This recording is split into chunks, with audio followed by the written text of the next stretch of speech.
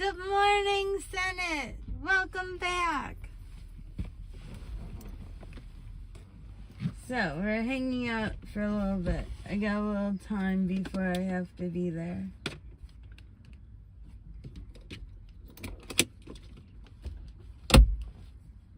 Before it starts. So this is the plan. I was gonna just drive up here and start now. But decided to go live. I got 31 people to come in, so I got a little bit of time.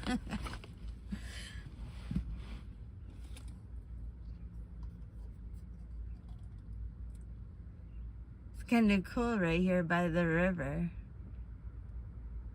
Oh, you're waiting on a package? What kind of package are you waiting on?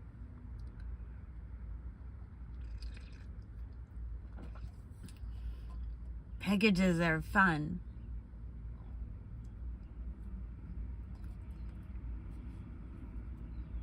A little package came this morning.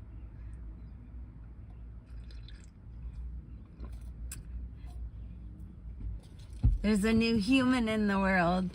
It was 5 pounds, a little girl.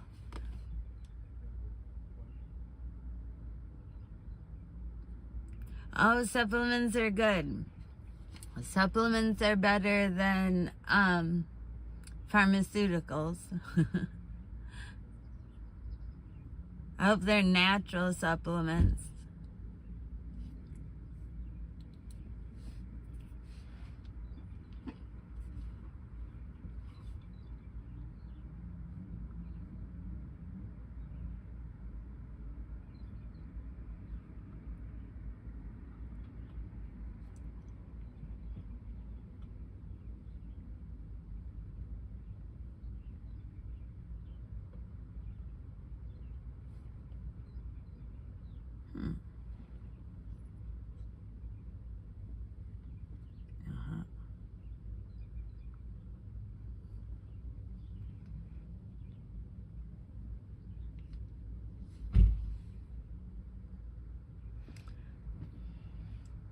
Yes, it's a plant. Oh. Where's Beard? He's probably here. He's probably refilling his coffee or something. Or he's hiding in the background.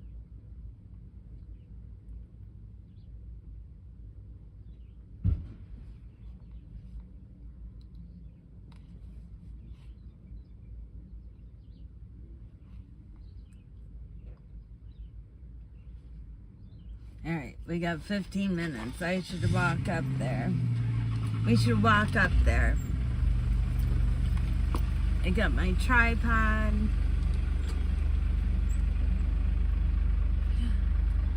Good morning, nurses. Thank you so much for coming back.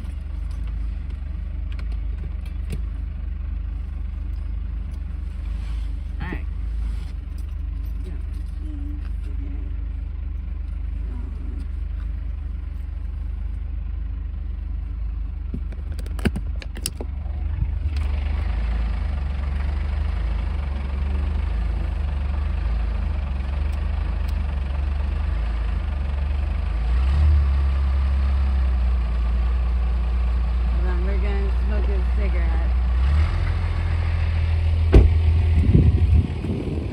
Grab my coffee and we're gonna walk up there. But we're gonna get closer to the water first.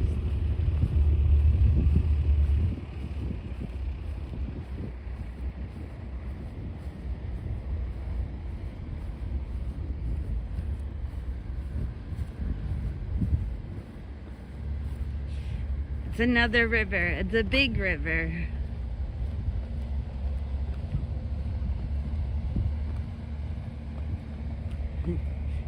We're gonna walk out on Dock 13.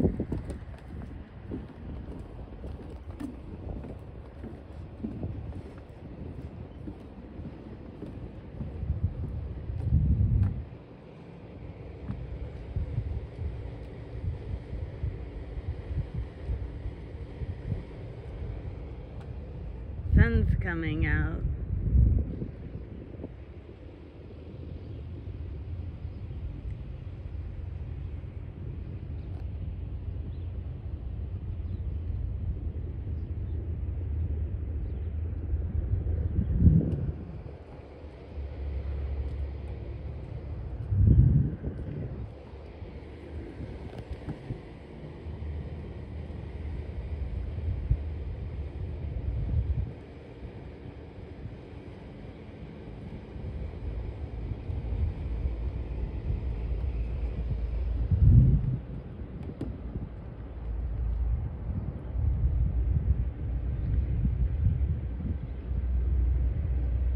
That's a ski hill over there. In the winter time. What looks like telephone poles going up the hill are actually ski lifts.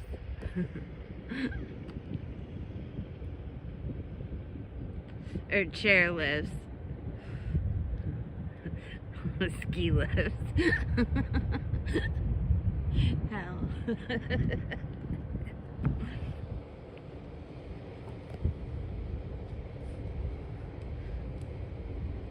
Sunshine's World, they're called ski lifts.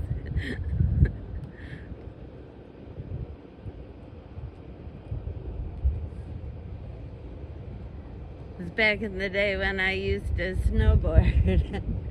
The only place that there were chairlifts were at ski hills, and they didn't like us snowboarders being there.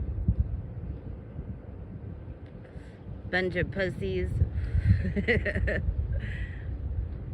Oh, fishing is great up here.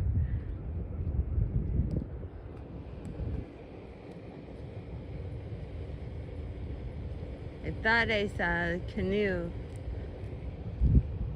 There was a guy fishing a canoe. I don't know where he went. Maybe he's that blob out there. See it somewhere out there?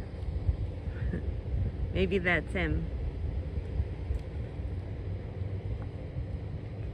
Alright, time to go in.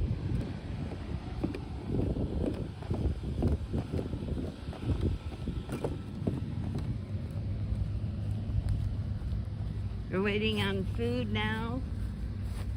Where'd you go to get food? Getting anything good? Pancakes, maybe? Waffles?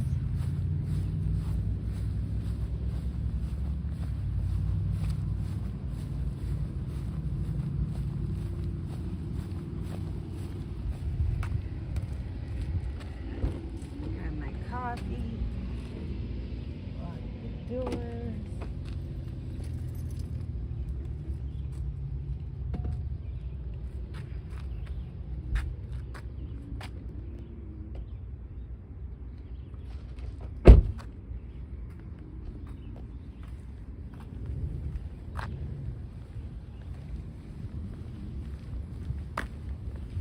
Yeah, I would recommend getting coffee here. Look, I got a big coffee.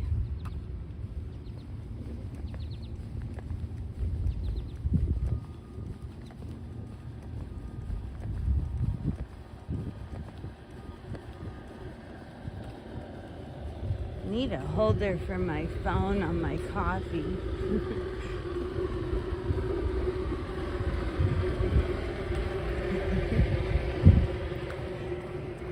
Are you making fun of my big coffee cup?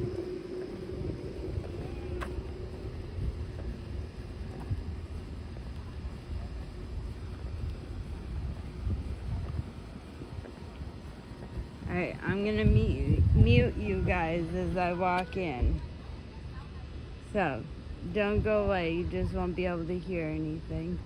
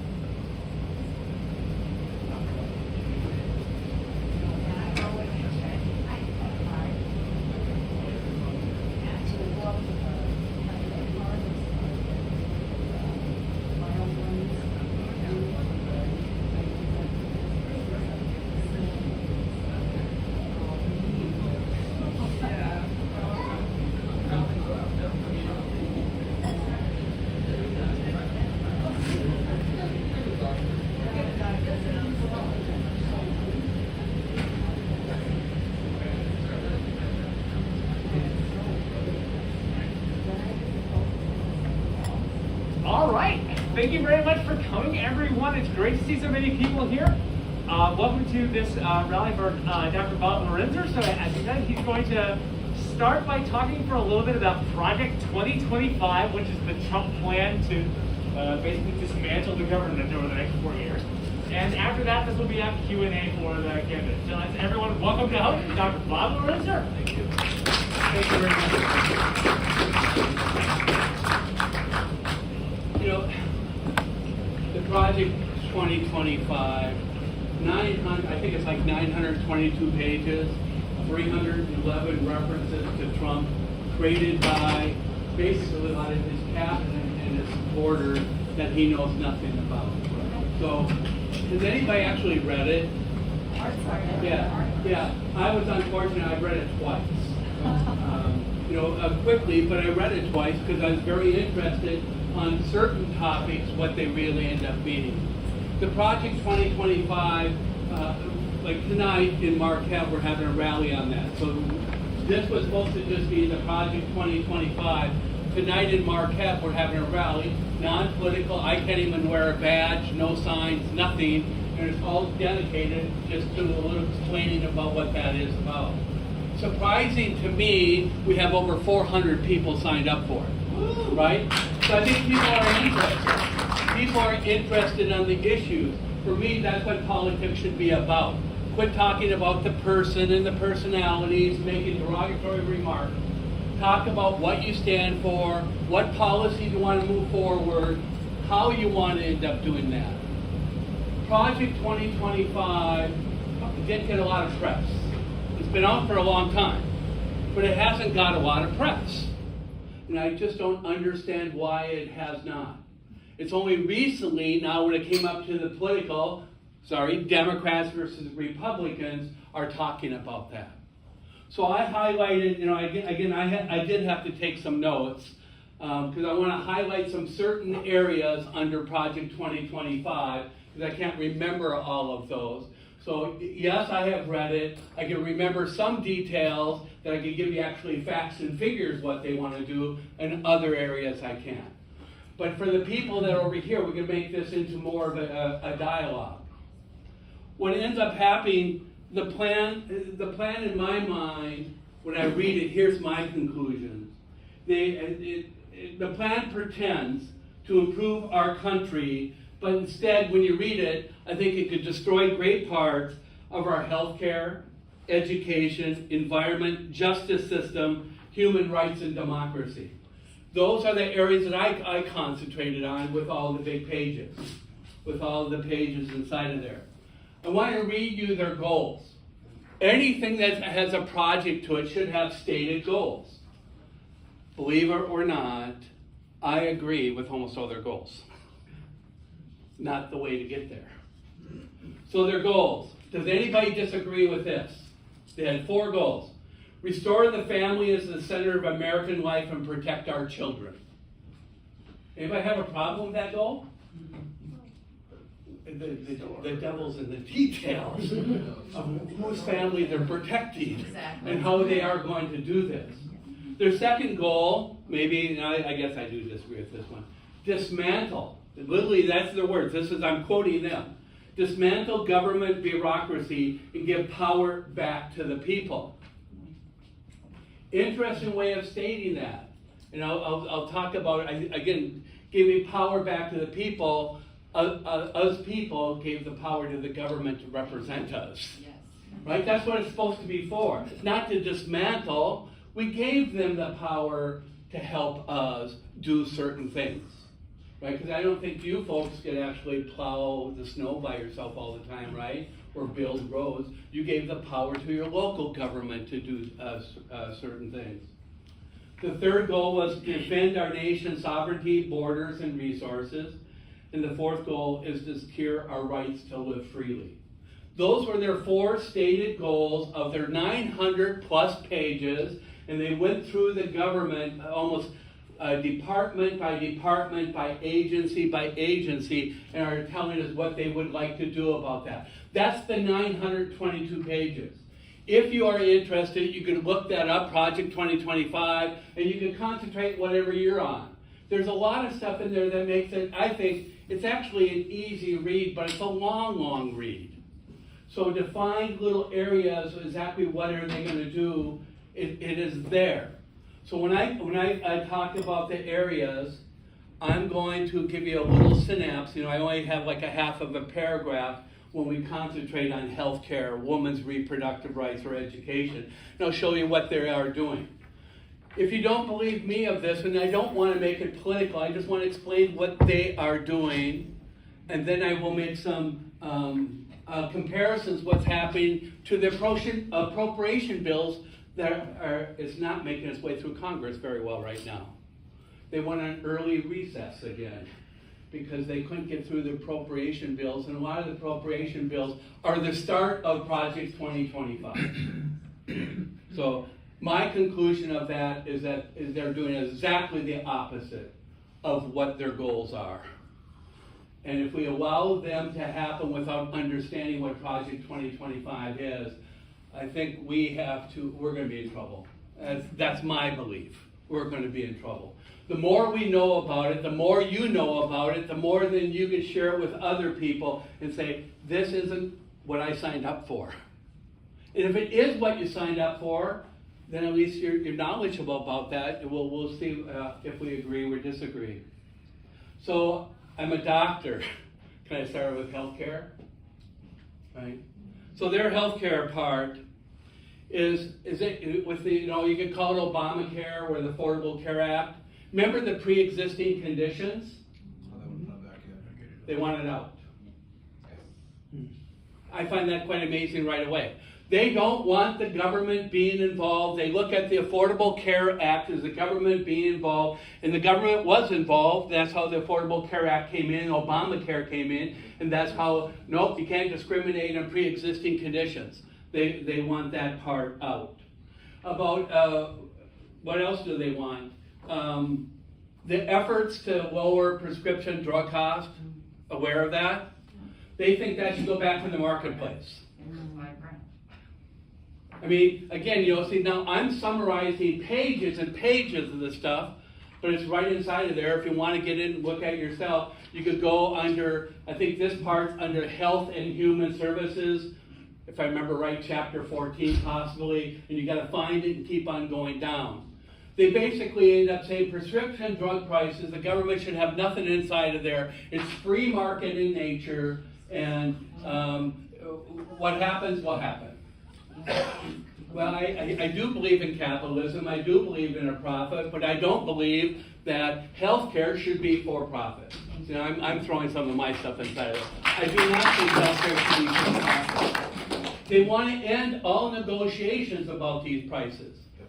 Now, again, we always want to give credit to one person, the Biden plan. Well, it wasn't exactly the Biden plan. It was in one of the Congress's rules that they'll negotiate prices, right, for drugs. And they're negotiating, I think this year, up to 10 drug prices.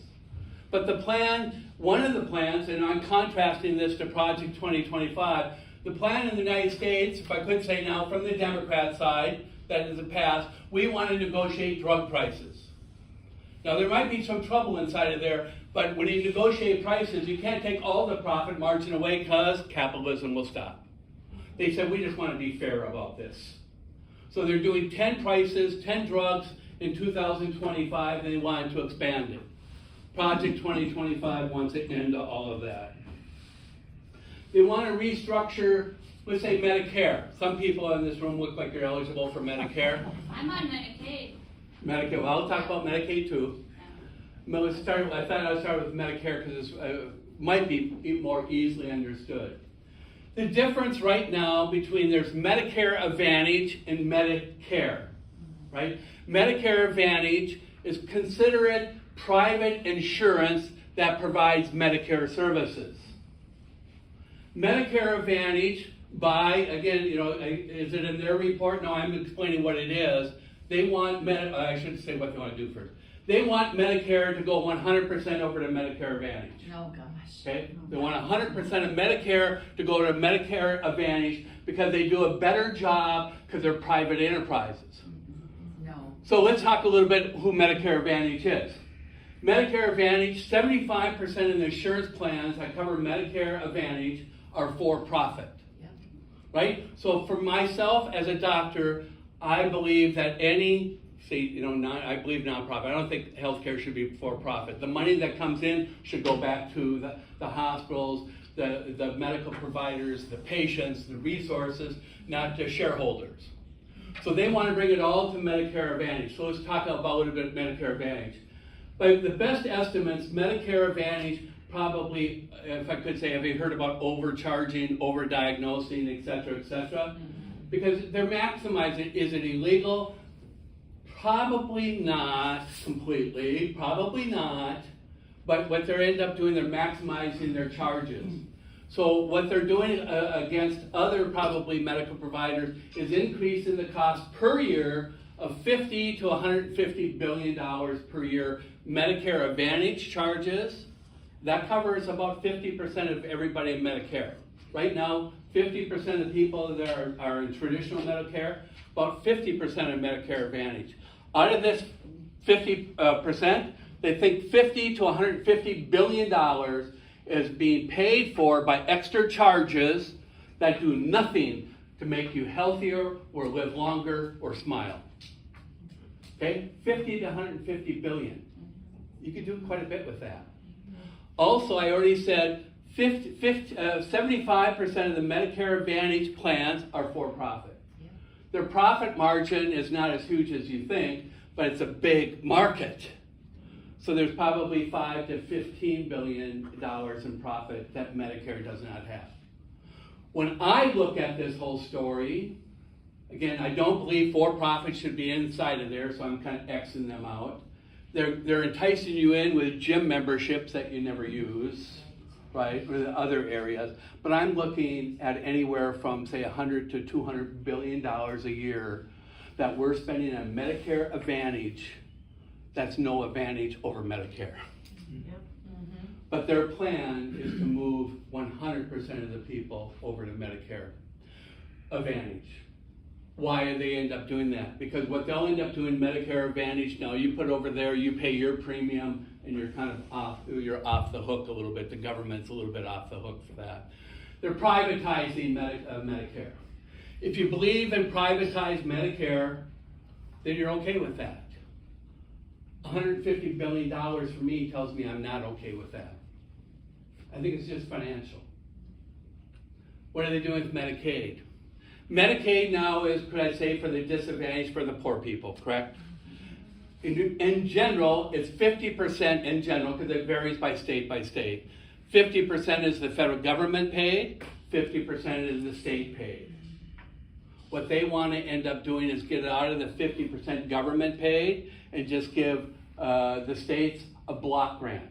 It said, here's your money, this is what we're going to give you, you figure it out. Right now, Medicaid has state and national rules to it. They just want to say, no more regulations, here we go, no more regulation, here's your block grant, do as you wish with it. Yeah. I have trouble with that one too. Because how many of the Medicaid plans are for profit? They're getting there, right? A lot of the Medicaid plans are for profit. I am a capitalist. I do believe for profit, but I don't believe that Medicare or education should be a for-profit budget and go back. So that's my major problem with it. I think as what you know as Medicaid or Medicare will rapidly change. Medicare especially. It does nothing with actually saving cost overall. And again, we could talk about that. When they said Medicare is underfunded by $75 trillion or $50 trillion over the next 75 years, that's true. So if you want Medicare, if you want Social Security, and I'm getting off the hook over here, but if you want Medicare, you want Social Security, you want it? Okay, if you want it, the answer should be yes, we want it. Then Americans should figure out that we need to pay for it. Right now they're saying, nope. It's $50 trillion to pay for Medicare for the next 75 years. That's how underfunded it would be to support people who are coming up in the next 75 years. Medicare is underfunded by about $30 trillion. Their solution is government get out of it and we'll leave it to private enterprise to do that. I think that could be very problematic. What is happening, if I could say what is happening in the budget, now I'm switching over, that's what Project 2025 is doing about healthcare. The appropriations, which did not pass because they're having so much conflict in it that, the Speaker of the House said early recession.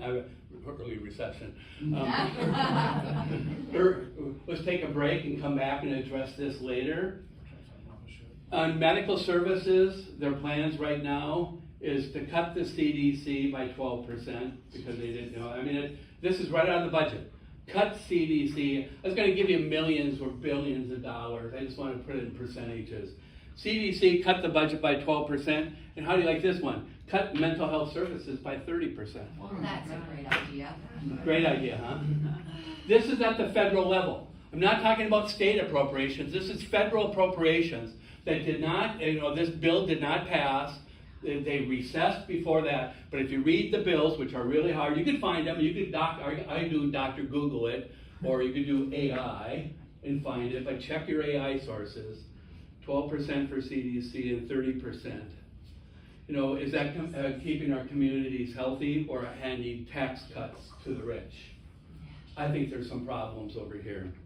Healthcare is the one that I started with. And with healthcare, I have to mention women's reproductive rights. It's kind of a popular issue, isn't it? Mm-hmm. Women's reproductive rights, what do they end up saying over here? They actually want to go as far as to remove the word reproductive rights or abortions anywhere in the federal registry. Now, I don't know where you stand on it, but remove it completely, even the wordage they want to remove. They're talking about severely restricting women's reproductive rights, not just including abortion, we're talking about birth control. Right? So again, I don't know where you stand on that, but I think if we're in the land of the free, to end up saying, nope, we want to make birth control, harder to get. Again, is it there in the plans? Yep, you can read it, you can find it. I'm summarizing it in a couple of words over here.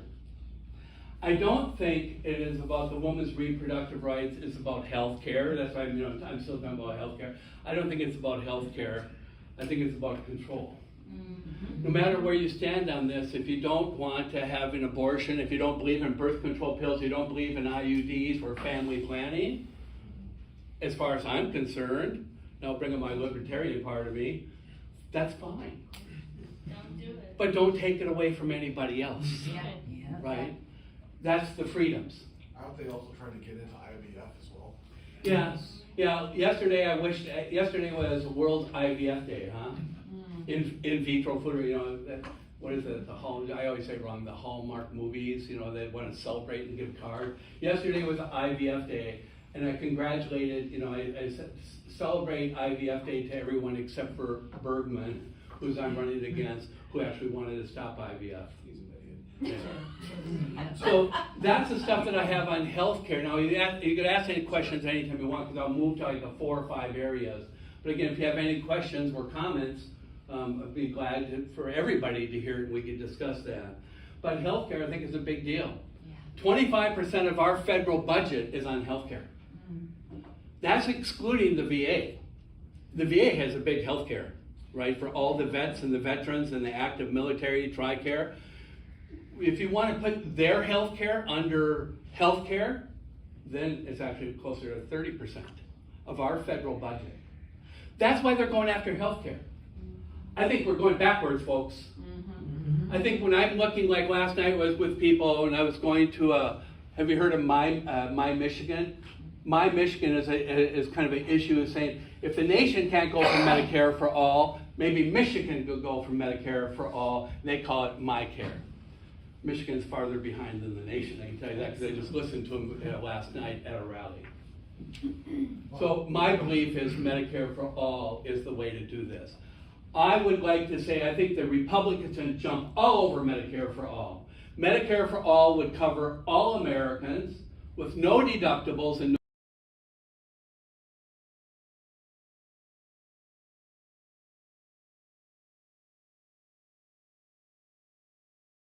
It basically, now when you come to the doctor, and you give your card, right? That's a universal insurance card.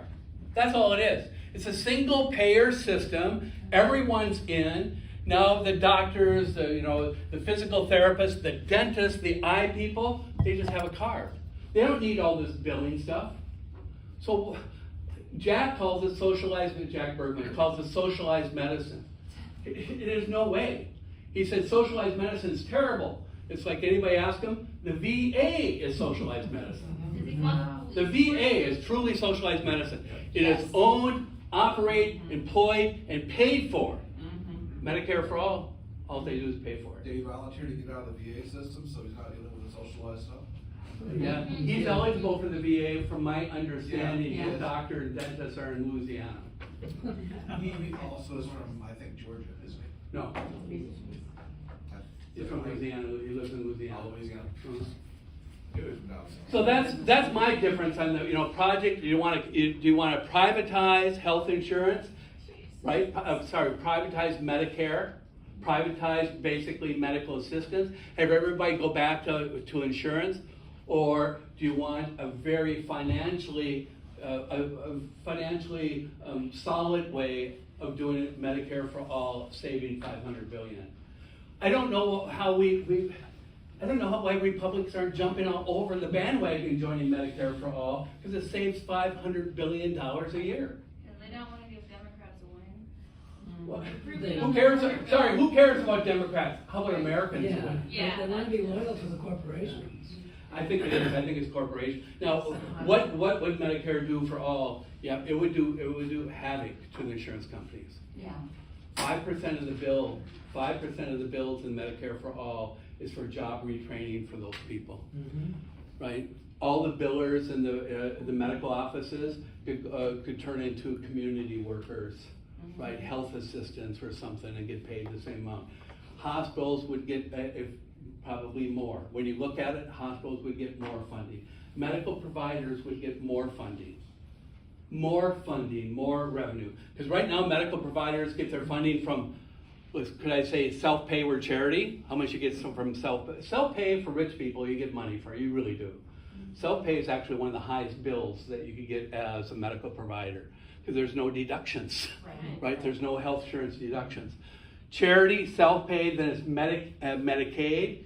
Medicaid, medical providers lose money on Medicaid. Yeah. That's why he said, well, they won't take Medicaid. They lose money on Medicaid. Medicare probably provides about 80-90% as an outpatient in the hospital. You probably make money. Blue Cross Blue Shield and the private insurance, you get about 200%. But if you put all those players together and replace that with Medicare for all, that pays between the Medicare rate and the private insurance rate, they'd be better off. So medical providers are even for this. It's probably the big corporations and insurances are not. That's Project 2025 in healthcare. What do they want to do about education? Privatize it. They want to cut funding for public schools and redirect our taxpayer dollars to private institutions. How many private institutions do you think you'll have up over here for high schools? None. Rural America will really suffer on this one. But I think America will suffer out of this one. So, I truly believe that education is the foundation of our healthy society, and public education is the foundation of that. Anything that we end up doing to jeopardize public education, I think is very dangerous. So what is appropriations bills doing right now? Funding for low-income schools, are cutting that by 20%. College aid funding, Pell Grants. You heard about Pell Grants? It's for the not as fortunate with money. They want to cut that funding by 13%.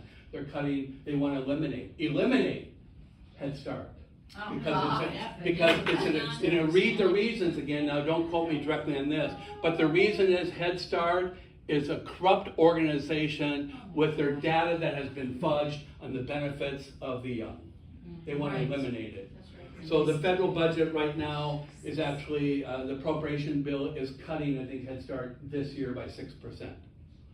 If anything, I want to go the opposite direction, right?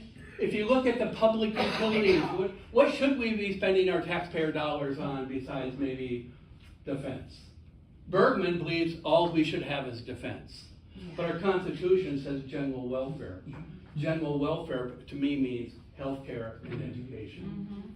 And probably some other stuff.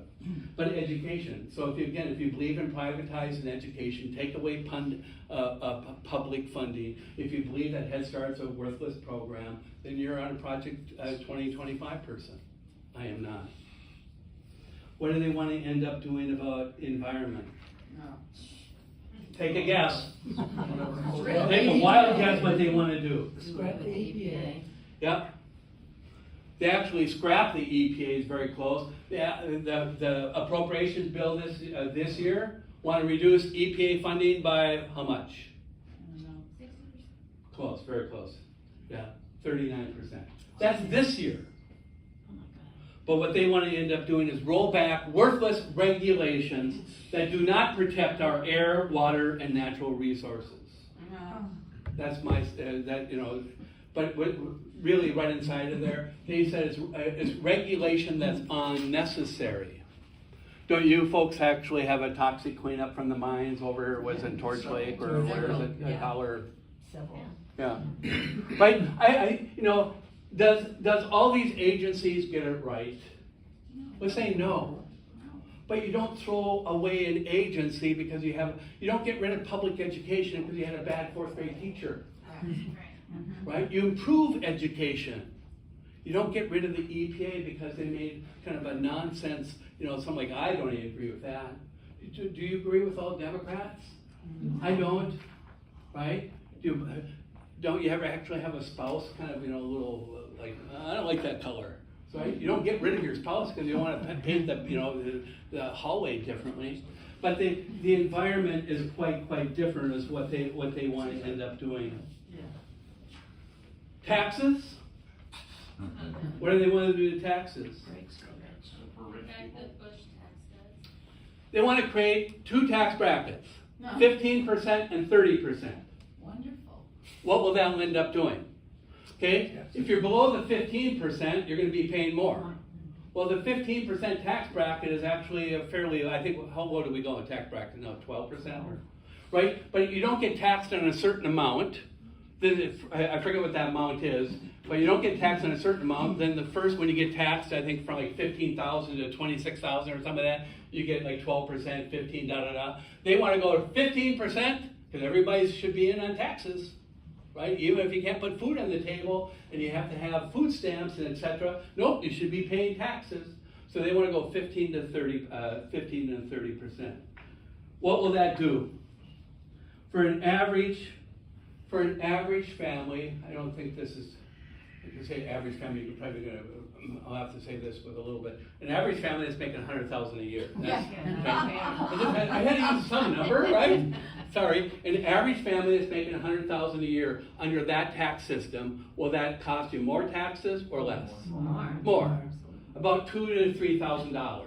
Bulk. That's why I use that $100,000. $2,000 to $3,000. A family of four earning $100,000 would have a $2,600 tax hike.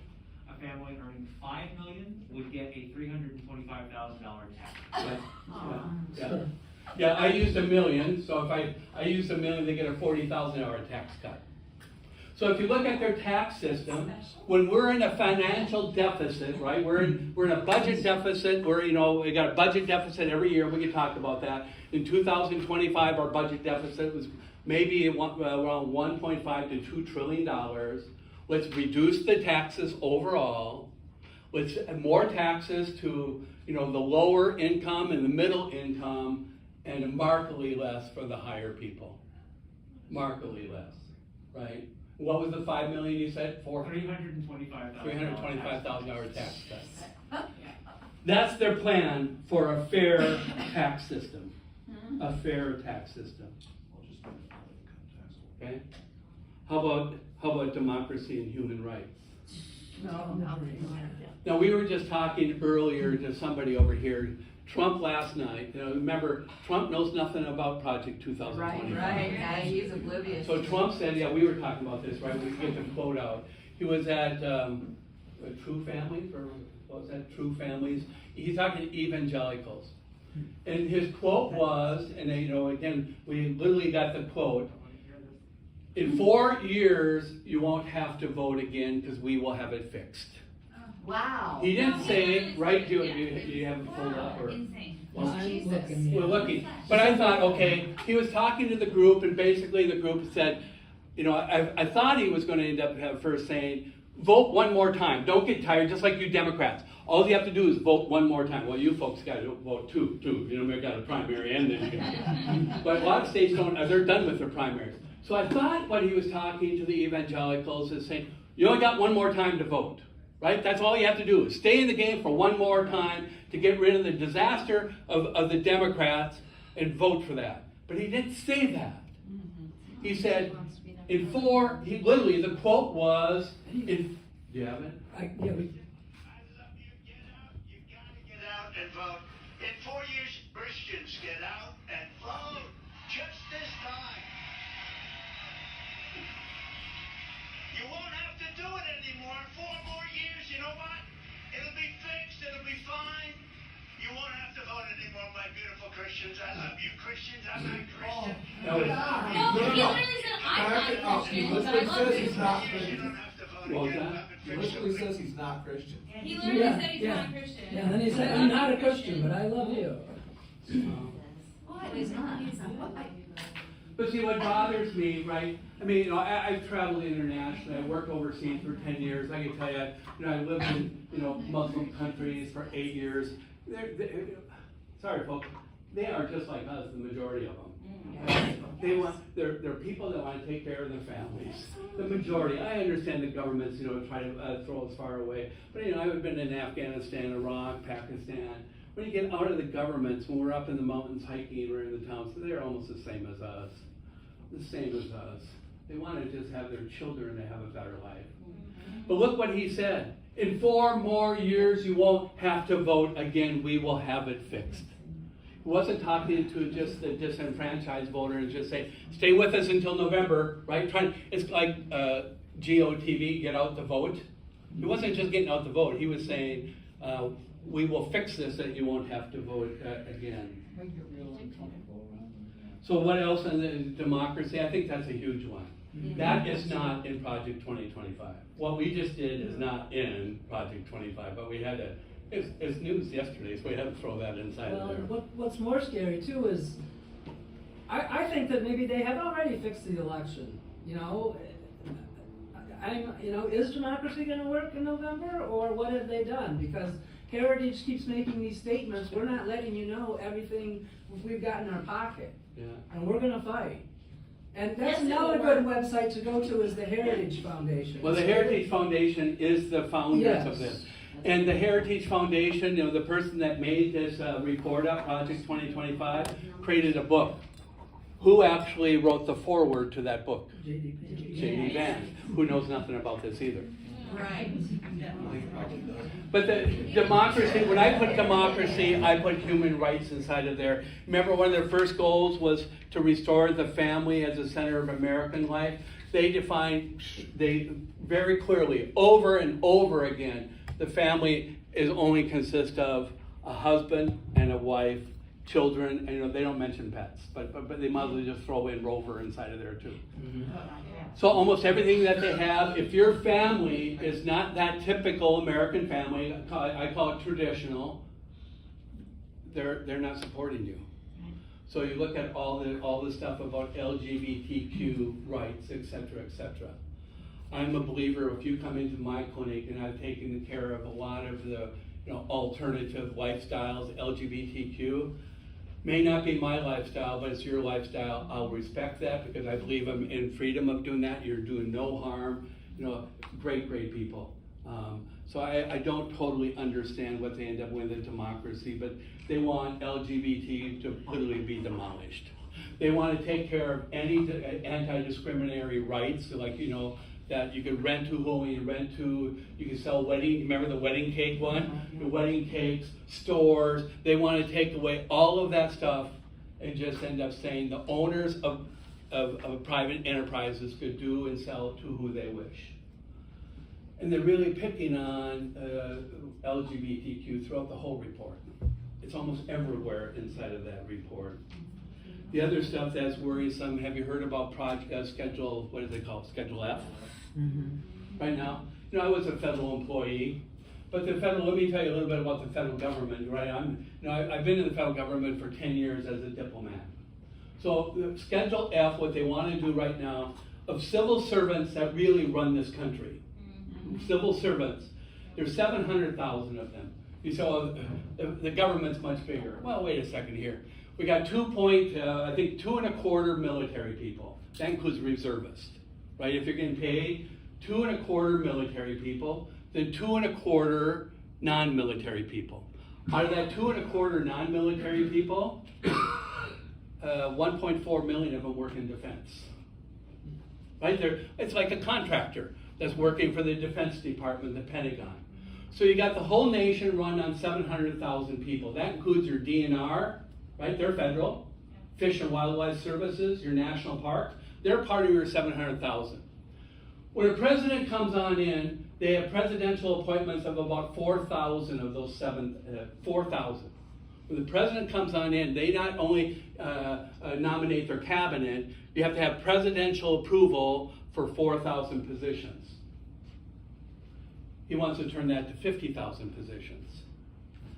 I was one step underneath the presidential appointments, right? I mean, you know, when you get to a certain level, now you have to be appointed, right? It's really a rubber stamp, sorry folks, it's not that important. It's really kind of a rubber stamp. Like State Department wants to end up having Dr. Bob as the medical director of, you know, the state. That's a presidential appointment.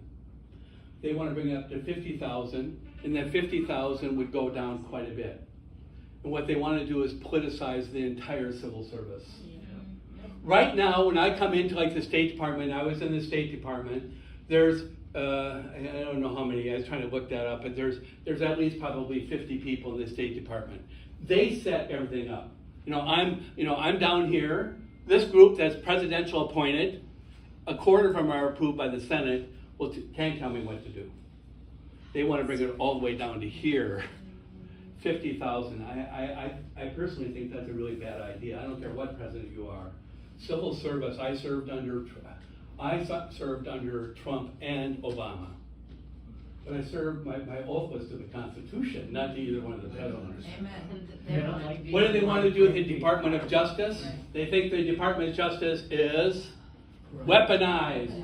So they want to take funding away from the FBI, the Department of Justice. I think we're running into trouble here, folks. Right? Big time. Right? I don't. You know, everybody will say, is it weaponized, not weaponized? You know, the more you bring things down to a level, you know, 50,000 now are presidential appointments. 4,000 I think was quite enough. Right? You can almost make a point, maybe they should even be less than that, because the cabinet directors could really direct everything they want down the line. How about, what else do we want to end up talking about? In tax system, that's probably enough. A little bit more about appropriations. I didn't talk about workers. But you know, what do they want to do about workers? In the appropriations this year, job training and safety. Anybody hear of OSHA? Yes. Okay, do they always make the right decisions? No. Right? But how about just throwing them away too? They want to decrease OSHA by 50%. 50%.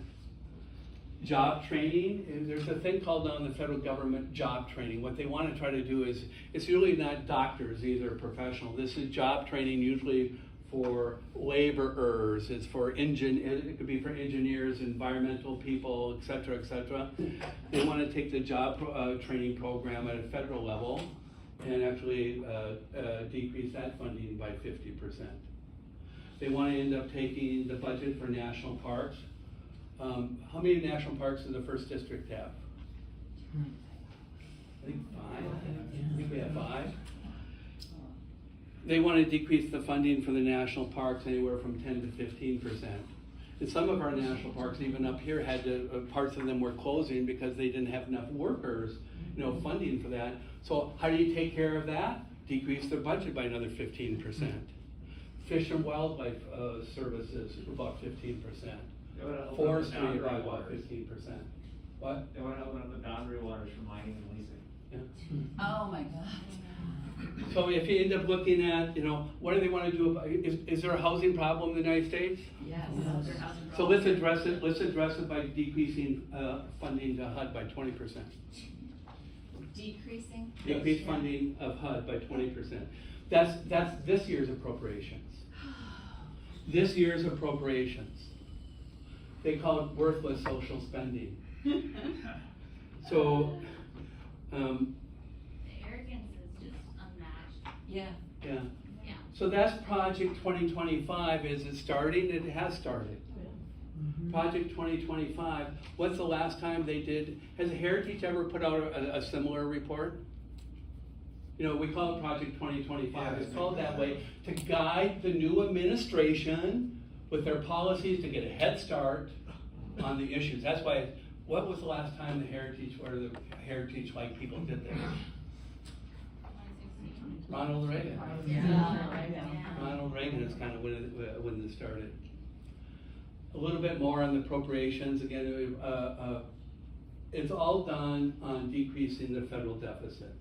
That's why they're saying all of this stuff is being done is based on the federal deficit itself. So let me just end up going, what is going through right now? The budget for 2025 for the Fed is about $6.3 trillion. You know, it's a lot of money.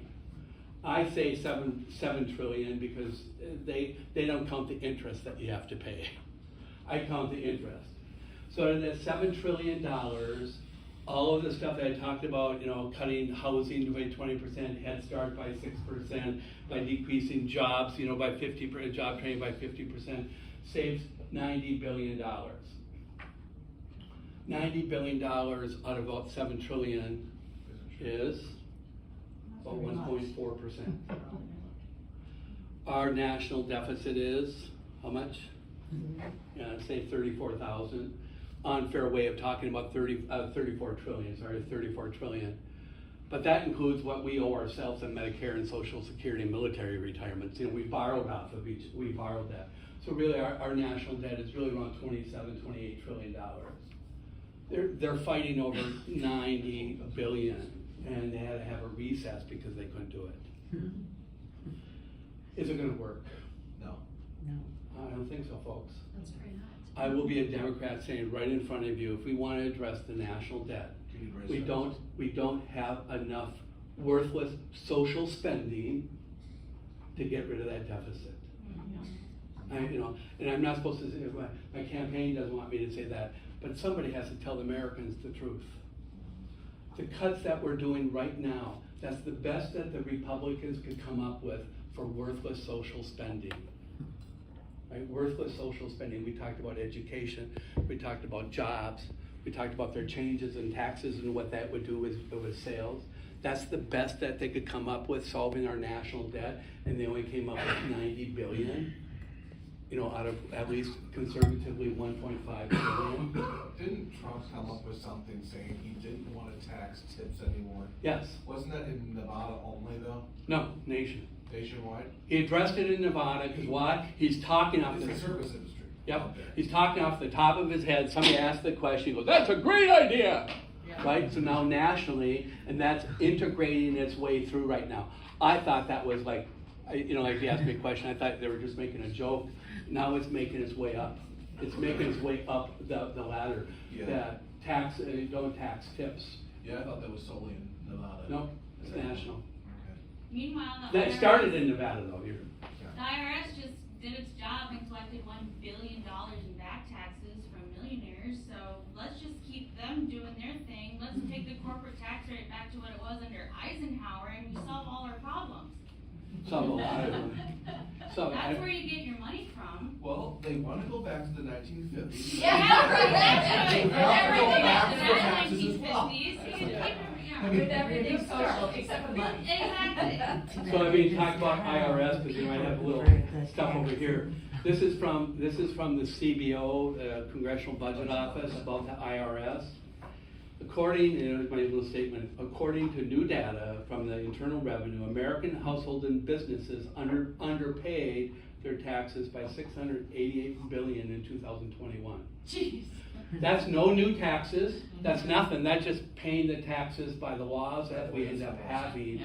688 billion was what they end up having. So I think if we want to address, should we address the national debt?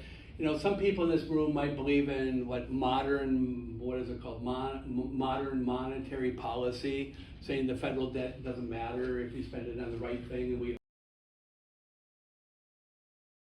I got it. I said some of you may believe that, but if you really believe in the national debt, okay, why am I be called a progressive if I say we could do Medicare for everybody, healthcare for everybody, and save $500 billion a year? We could have the IRS do their job, no new taxes, just collect the taxes and give them the resources that they need to collect the taxes that are on the book that were already passed, and that could be over $600 billion a year. Do they need money to do that? Yes, they do, right? Yes, they do. Some people have said it's a return on income of about 10 to 1. So right now on project, I didn't mention that, Project 2025, what do you think they want to do with the IRS? Oh, they're gonna they cut want it. it, they want to cut the IRS. Right? Haven't they already cut the IRS? Yeah. I didn't hear anything, again, this is not inside of there. Remember the CBS or the PBS special about defense contracting? Yeah. Right? Trimming defense contracting spending profits exceeding 40%. Defense contracting has an average profit margin of about 40%, would save also, just limiting their profit margins to 15%. Are you okay with 15%? Every missile, every $1 million missile, you get $100,000 profit. $150,000 profit. Their profit margins are about 40%, would save the United States $100 million a year. $100 billion a year. I'd like to call myself almost, he said, how do you want to label me? Label me however you wish. I talked about this stuff. If you want to call me a progressive on this, fine. If you want to call me, a socially liberal but financially conservative, that's fine. Talk about the issues. Talk about the issues, then define it. I believe in education as a public trust. It's almost like the water, it's a public trust. If you look at how I stand on line 5, it's a public trust issue. The oil is necessary. Right now, oil is necessary right now. I'd like to see a plan. Oh, what do they say about energy? Well, it's basically drill, baby, drill, right? But the drilling, we've actually produced more oil and natural gas ever, and we're number 1 in the world. Right? We're number 1 in the world, folks. We're a net energy exporter right now. Yeah. Yes. Yeah. So I think we have ways to end up going. What should we end up doing about Project 2025 is to understand it. Would I ask you to read the whole thing? No. But when you're talking about being knowledgeable about some of the areas, that's why I kind of picked like 5 areas for you to be knowledgeable about. Then accurately discuss that with friends and not so friends. And if you think that, again, who are you talking to? Depends on who you're talking to. You may want to highlight the 15 and 30% tax bracket, right? Or you may want to do the environment. You may want to do EPA. You may want to do schools. Or if there's something that I didn't address, then pull out the whole thing and do the search and find out for yourself if it's important to you. There's much more in that report than I talked about. A couple things. I saw a poll. So, like at the beginning of June or July, when this was first starting to come out, the approve, disapprove was like 13, 11% for both of them. But in the last 3 weeks to 4 weeks, the disapprove rate has gone up to 43% about Project 2025. So I just want to say, like, People Magazine ran an article on it, like, and this was pre-assassination attempt, pre-debate, like all that stuff. Like, we just need to get focused. The more people learn about this, the more they don't want it to happen. And I think it's a really strong message to go into the general and just be like, look, I love you, you're my neighbor, like, we don't want this. This is not good for our rural community, this is not good for us, like, we just really need to focus on it. I also want to say, if you go to the Harris Campaign website, they have stickers with QR codes. In the language. campaign, but driving around the entire UP and just plastering stickers everywhere because it says, what is Project 2025? There's a QR code, so people who are like, what is this? I want to know about it. Like, they can just scan it. You don't, it's like, I don't know how much good it's gonna do, but it's gonna, you know, if only 10 people see it and be like, holy shit, this is awful. I want to tell 10 people that I know about it. Like, there's stuff that we can do about it, and I think it's good to stay motivated and positive and focused. And yeah. And that's what we're doing in Marquette tonight. Marquette tonight, you know, we were asked, I'm a campaign, but we said the organizers of this asked our campaign to be involved, but they didn't want no buttons, no signs, no literature, nothing. Can't say anything about running for Congress. We're just talking about Project 2025. I was picked because I seem to know a little bit about Project 2025. And I think we have, tonight we have a social worker speaking. I'm speaking as a physician. We have, I think a couple, our current legislators that are in the House. They shouldn't be politicking either, but yeah, they're speaking. I think we have 5 or 6 speakers. And I'm at the end trying to rally the troops. But for Marquette to have already 300 to 400 people give RSVPs, they thought we would be successful if we got 50 people. So 300-400. I'm hoping that they're all not Democrats. Yeah. And this is the stuff that we're going to be talking about. But again, now we got a podium. It's going to be more rah. But it should be on the issues. If you're going to rah stuff about this, did you hear? Did I bash? I hope I did. Did I bash Republicans? I talked about the issues. If you believe in cutting, education, if you believe in cutting housing, you believe in cutting this, then you're in for it. I am not. And again, we could give stuff about housing. Do you think housing, the shortage just started, 2 years ago? No. God, no. It started back when? 60s. 2008. Probably, well, yeah, it probably hit some peaks. But a lot of people will date this back to 1980. Mm-hmm. It keeps on going back. Isn't 1980 an interesting time? Right? That was in the last, quote, heritage type of a report came on out. If you look at HUD, Housing and Urban Development, HUD actually 70% of their budget comes for 70% of HUD budgeting goes into developments, building, housing, paying rent, subsidizing mortgages. 70% of their budget goes to that. 30% goes other areas. HUD was their department budget in 1980 was $20 billion. Okay? How about if we just do this with me? Corrected for a population increase of about 50% since 1980. Housing costs have gone up 4-fold the amount of inflation. Housing costs have gone up 4-fold the amount of inflation. Then add inflation to that. HUD is probably underfunded by 50% compared to it was before 1980. If you look at the cumulative federal decreased funding in housing from 1980 to current is around $2 trillion. We're about short 5 of the experts are telling me, I don't count these houses. The experts are telling us 4 to 7 million dwellings short in the United States. That's why your housing is, selling for much more. You didn't get there overnight, folks. Take that underfunding from the federal government divided by 7 million houses as being short. Do the math. It's actually quite interesting. Now again, I'm running for office. Bergman will end up saying housing is a local and state issue, it's not a federal issue. That's what I'm running against. I asked Bergman, why am I getting phone calls from out of state to buy my home? Are you selling? No, but You got corporations.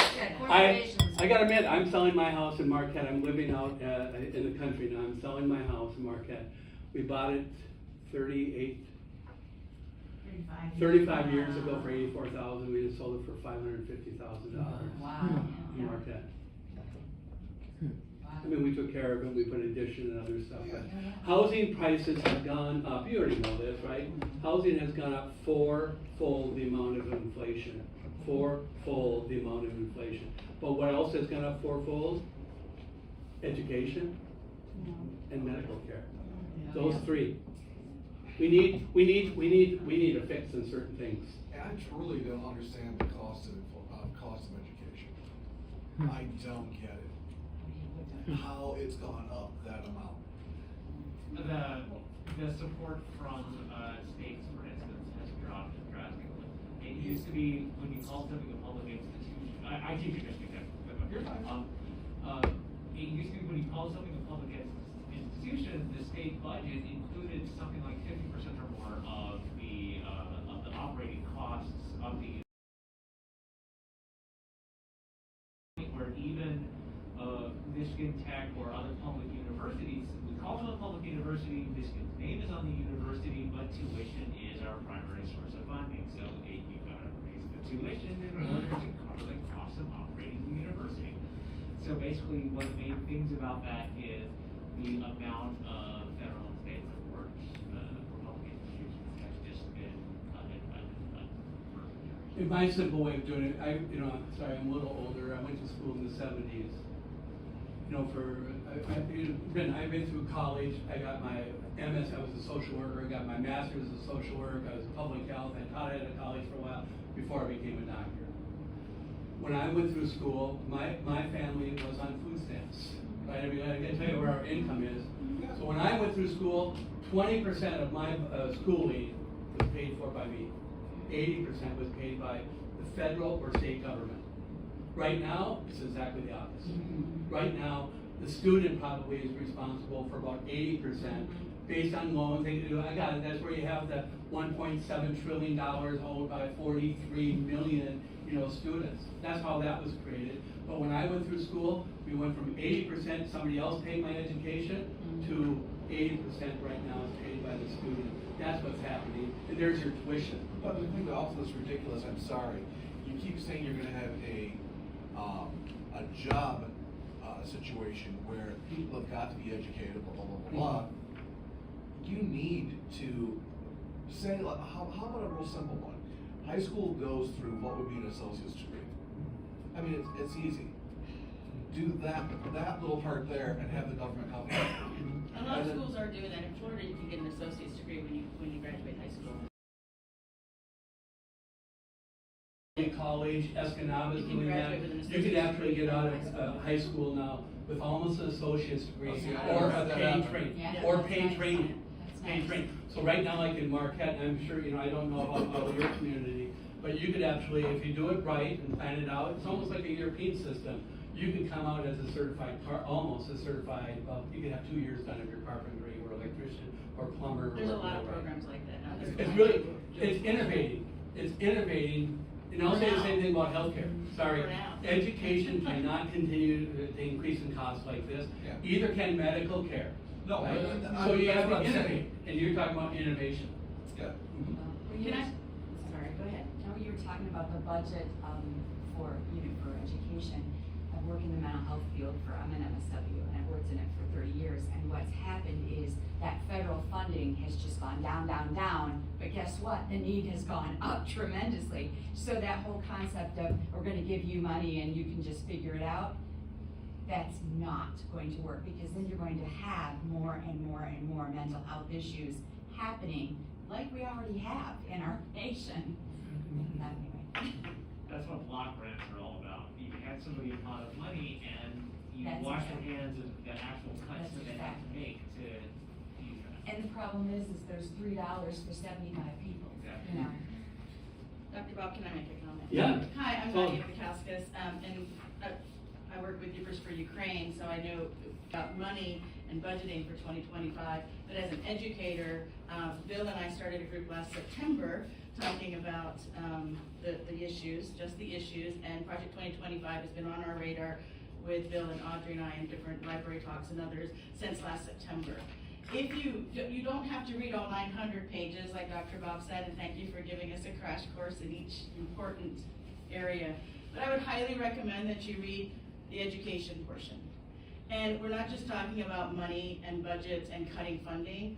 The whole purpose of Project 2025 is to change an ideology and to change your mind thought process and to continue constantly, subtly, differently than we have had the freedoms of being an American. And in the education portion, it's very clear what they're trying to do. And at first glance, when you read it, just surface, and they want to take out critical race theory, and they want to take out conversations of slavery. You're not allowed to speak about that. Talk about banned books, but there's banned subjects. And they talk about Indians, not First Nations, but any conversation about Indians will only be covered by the Indian Bureau, not by our public education system. So no more of the 5th grade projects. These things are laid out specifically. And so at first glance, you read that and you think, oh my gosh, what a bunch of racists. They just want all this out of the schools, right? That's the surface, but underneath of that is that they just want to have a society that is oppressed and doesn't understand that when you're oppressed, you can get out of that.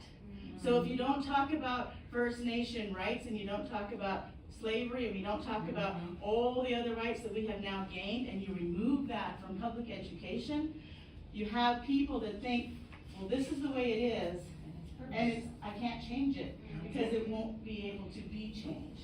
So it's not just about race, and it's not just about, rights. It's not just about First Nation education. It is truly about people thinking, this is all I got, I should be happy with what I have, and I'm not ever going to get more. And it's not like overnight because of the education. If you read, and he was talking about taking away public education, 10 years it says every state, because as you know, Trump and some of our recent Republicans on that bandwagon have really wanted to push rights to states, right? And in Project 2025, it says in 10 years, every state has to decide what they're going to do with the low-income kids, because there's not going to be public education. They get 10 years to decide what's going to happen with that. These are stated, and we're not making this up. It's not a rally speech. It's not off the cuff where, oh yeah, I can just say that to make people happy. It's in print. It's in print. The thing is that kills me though, I say this about being rude, but I don't understand. Yeah. What I want to know is they want to actually prosecute people, women, in certain states. So, how does that work? Is it going to be literally like it was in Massachusetts? Show me your papers. If you want to go to a different state. To another state. They're already talking about showing your papers for, deportations and things, and everybody at the convention stood up and asked for that. So think about Any idea how many people, you do, the number of people in this country that are here legally, which are going to be pulled up in this? Oh, yeah. Yes. Oh, sure. Yes. Absolutely. There was nobody clapping that was watching that, by the way. None of us were clapping. No, I'm just saying, I don't understand it. No. It's like, are they that stupid? No. Well, I think the point, right, that's the point. And the That's point the that Dr. agenda. Bob's making today by making these conversations, and the point that our eloquent speaker back here with all the fire, and it's been such a great week, I just have to say that, right? I mean, yay! Yes, I want to say that first. But the point that we're making with educating people about Project 2025 is that this is a moment, even if Trump denies it, even if J.D. Vance denies it, it's in print. It wasn't created for Trump, so understand that too. Yeah. Trump is just their lovely token puppet they could put in there, and now the evangelicals have that. But this has been in the making for a long time, and it is about oppression. It is about taking rights from everyone. It is about imprisonment in jails for other things. And oh, by the way, in that education, it's against the law to speak about these things. So when you're talking about, how are we going to imprison women? How are we going to imprison other things? These are things that are going to be prosecuted, and you have to take loyalty tests. So it's a whole different world that we're looking at. What's really insane. If you were born here, you are an American citizen, even if you were born to undocumented parents. But what's their name for these people? We don't want to say it, but that is exactly one of the reasons they want to deport.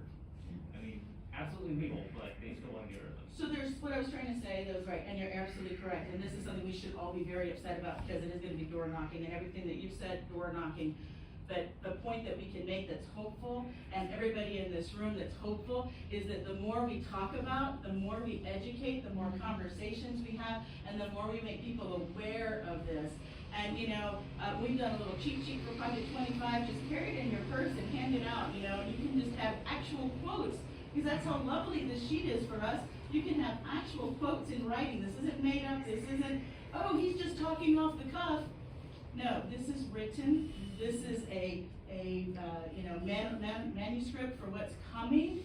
And even if you don't believe, because I have people that, oh, it's not really true, it's still out there, and it's there, so even if it's not all going to come true, the desire is that it does come true, right? And so we have to be positive, we have to be strong, we have to be educators, and we have to talk to everyone that we can in the best manner that we can, get fired up, but also, as Dr. Bob said about our Muslim brothers and sisters and other faith communities, so too are our fellow Americans that may not sit at the same table here. We can start a conversation with talking about kids. Everybody wants to have their grandchildren have a good life. And if you tell children, and if you tell cab drivers, when I was in DC, Project 2025 is going to take away your public schools. Think about that for a minute, how bad it was for COVID that you were educating your children. In 10 years, there won't be a place for your kids to go to school. There will be reinvented places for low-income families. And oh, by the way, that meme that's going around that you have to have an ASVAB test, a military entrance exam in a public school and not a private school in Project 2025, it's written in there black and white. Every public school, not charter and private, will have to take a military entrance exam. What's the upshot of that? Draft. So what are we doing? We're creating something for our lower income people, and we want to use our lower income people to then fill in the military. Always read the next sentence, right? Don't just get caught up in, oh, the money, the budget, the things. What are they really trying to do to you? So my take on this is, again, we have to have our approach, your approach. That's right. Her approach may be different. When you end up doing, say Harris in Milwaukee doing a rah-rah speech, right, a rah-rah speech to hardcore Dems, is a different message Right. than you are probably going to do in the Keweenaw. That's right. Right? It's going to be a different. So again, what do you do? Yeah. I would personally end up saying, this is my take on this. Don't create enemies. That's right. Right. First thing you end up doing is when your voice is raising, you're losing it right away. Exactly. If your voice is raising, if you are heating up, Right. you have lost it already. Apologize, or don't apologize, say I gotta go potty or something, right? You have to actually create allies. Create areas that you are interested in, that you are passionate about, that you know about. She said read education, you gotta read education. Well, there's a lot of chapters.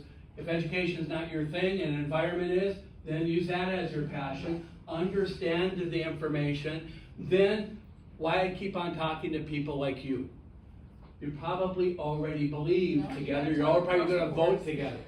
Project 2025 will only make its way forward if they have, I could say, the majority to get it forward. How do you get the majority onto your side? Is talk to your neighbors. That's right. Yeah. Talk to other people. Do it with some decency and dignity, right? Do it with respect. Listen to them, not listen. When you are having a conversation, if I'm thinking what I'm going to say next, you are not listening. Right. Now you're listening, you're listening to win, not listening to understand. I have a trouble with us Democrats always calling bad names to our neighbors. You're going to turn them off, you're going to back in the corner, and we're going to box this out once again, and we're not going to go forward.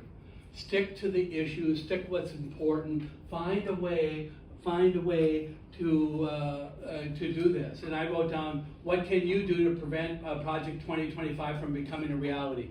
Arm yourself with knowledge and share it far and wide. Arm yourself with knowledge. You heard a little bit over here, right? You can learn more. Support candidates who fight for us, not against us. Encourage everyone you know to do the same. Let your passion for justice ring out. We mustn't stand by while our rights are stripped away. Engage in your community and become a beacon of truth, making it clear that you will not support policies that harm us and not help us. We are the guardians of our future, and the time is to act now. Rise together, and we can do things, great things. So I truly believe in that, right? We need to organize and then energize and get the positive vibes over there. Again, would I say exactly the same thing if I was a group of Republicans? pretty close, right? I'm pretty close. I wouldn't say very much about Trump. We wouldn't do that vote in you don't have to vote in 4 years, right? Because that would not be good. But you can talk about the issues that we end up addressing and bring it down to their community. You have Republicans here and independents that are probably not aware of this. Talk their language. Gather in it. Well, just FYI. Then will, yeah, go ahead. I'm a Christian and I'm deeply offended by the Christian, right, that this is being labeled as, and I almost think that's a ploy to get that group, but the point being is many of the folks that I have contact with don't even understand this whole other dynamic. They're like, well, we won't have abortion anymore. Okay, yeah, that's a piece of this, but this is not the big picture. So, back to what you were saying, find the commonality. The commonality is I believe Christianity for myself personally, but that doesn't mean that's it. So anyway. So, if you don't mind my listing a couple of things here, there are some specific things that we have that you guys can do, the action that you guys can take right now and over the next few weeks. So, in case you don't know me, my name is William Keith. I'm the chair of the Houghton County Democratic Party. We have an office open. It's over in Hancock. We're going to have things like signs and literature available. One of the things that we're going to have, just like Nadia, we're going to have handouts on Project 2025, stuff that you can show your friends. One of the best things that you can do, and Dr. Bob is up here talking about, talking to your friends and talking to your neighbors on the ground that you have in common with them. One of the greatest things that you can do, which is much more personal than going out and door knocking or going out and sending out signing postcards. These are good things, they mobilize voters. But one of the best things that you can do, hold a house party, hold a little event, something to talk to your friends. It might be, for example, you get together and you watch the last night of the Democratic Convention, or you just invite them over to, check out the Olympics, closing ceremony, something like that. Something where, you get with them and you talk about them, and especially your friends who maybe think very similarly to you, they feel like something wrong is going on with Project 2025, they're not happy about Trump, but maybe they're not as active as you, maybe they don't vote as often as you think they do. Turning those voters out multiplies your voice and it magnifies your efforts. You can be a force multiplier. Holding one of these house parties is something that you can do to help turn out more than just your own vote, and we would be happy to help you guys do that. We can give you signs to put in the yards. We can give you stuff to talk about with Project 2025. We've got our office open in Hancock. We've also got our monthly meetings, first Wednesdays, right here, 7 p.m. first Wednesday. So the next one's on August the 7th. If you want to come by, we are happy to help with absolutely any of that. And of course, if you've got the energy, you've got door knocking and office staffing and all that as well. But absolutely the number one thing, if you want to be interested in pick up some literature on Project 2025, organize just a little get together, a house party with you and a bunch of friends. It's very personal, it's very low key. You just talk to them and make sure you turn them out. Let me if I could, I want to modify that a little bit. I want to tell you about a house party that we went to Antrim County, right? Antrim is where the election still actually started, right? I mean, that started in Antrim County. Yeah. So we had a house party of about 30 people. Of that, about 30 people, about 10 Republicans, independent, non-political people that are not Democrats came up. They were friends of the other 20.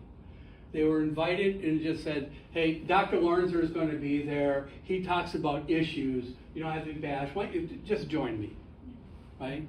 So you had 10 Republicans that ended up showing up. It was the first time they were able to listen to a discussion without trashing them. Yeah. We did it but I didn't modify mine at all. I was told this afterwards, that it came up. But they were invited in, but about 4 of them came up to me and said, never knew, right? I never knew. That was kind of their short and said, you talked about issues, it made sense to me. Some of the stuff I don't agree with, but most of it I do. You made a good point, da-da-da-da-da. Good luck. Didn't say you're going to vote, but he said good luck in the campaign. But I noticed on the way out they took our signs. Okay. You got them. Yeah. Oh, sorry, folks, for the campaign stuff. We got more signs in the car if you wish. There's a brochure. We talk about the circle of success. You know, the campaign circle of success is how it goes around. And I'll start my circle with saying, you gotta have a great place to live. I always thought, I thought businesses, people follow businesses. People follow jobs. The data actually doesn't say that. The data actually goes the opposite way. Businesses follow people, and people pick good places to live. So what makes good places to live? Let's see here. And then we talk about education, housing, healthcare, environment, good places to live. You have good places to live, people will come, businesses will follow. Very, very interesting way. So if anything, just read the circle of success, because we start that way and it goes more people, more taxes, more services, better place to live. That's where you stopped, and it just keeps on circling around. 25 of our 36 counties in the first district are graying. You know, we're older. We're losing population, right? Whitmer, sorry, I love our governor, but you know, we're not going to get tens of millions of hordes of people come out here for climate stuff, not in your life, my lifetime, or your grandchildren's lifetime. What's going to make this a great place to live is us, and all the stuff we just talked about. And I think there's where you could gather some Republicans that make sense. Fellow Americans. That's what I like to say when I talk to fellow Americans. And we did canvassing back in January. One of the biggest things that we did here was just issue canvassing, and it's housing here. So that's a place you can start with your neighbor. Talk about the housing issue and then morph from there. There's all these starting points with grace and dignity, and you can talk, and you can share, and we can keep democracy alive. Yes. I think that President Biden has done a really good job being bipartisan. You've got the bipartisan infrastructure bill, the bipartisan Chips and Science Act, and he's really done a good job at distinguishing MAGA Republicans from regular Republicans, and I think that that is something that we can follow going forward for sure, and talk about infrastructure. I mean, Pete Buttigieg is our Secretary of Transportation. He was a mayor in a very small, rural, conservative state, conservative town. He's done an amazing job. He was just in like Superior and Wisconsin talking about, in Minnesota, talking about repairing that bridge, talking about labor unions, getting iron workers involved. I mean, there's so much here in the Rust Belt that is based on infrastructure that has been shown to be really taken seriously by this administration, and it is appealing, and it is, you know, so I just think we can continue to follow that, you know, example as well. God bless. Helpful? Yes. Informative?